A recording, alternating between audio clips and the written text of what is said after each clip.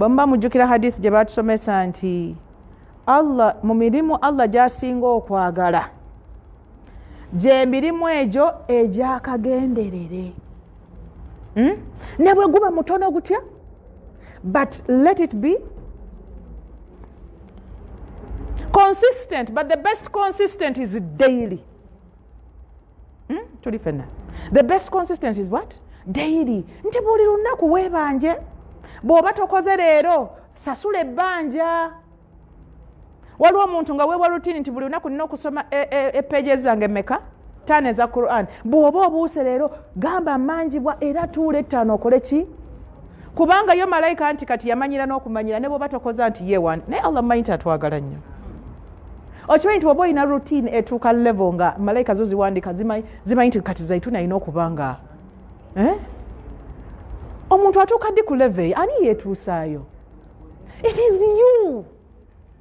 Malayika nga zaalookinga kati Sumaya alina kuba nga ali ku Jowas Friday, alina kuba nga ali ku Kahafi naye ng'oli mu periods ne Quran tewakoze eki tewagikutteko. So tubadde abakajja tubadde twogera ku kye tuyita self. Tuwangala nga tukola ebintu bingi naye ne twerabira ourself. Ate nga ourself is what Allah is going to question. It is what is going to be accountable. Gw'ogenda okuyimirira mu ddookiyo buli omu agenda kuyimiriramu weeweeko account.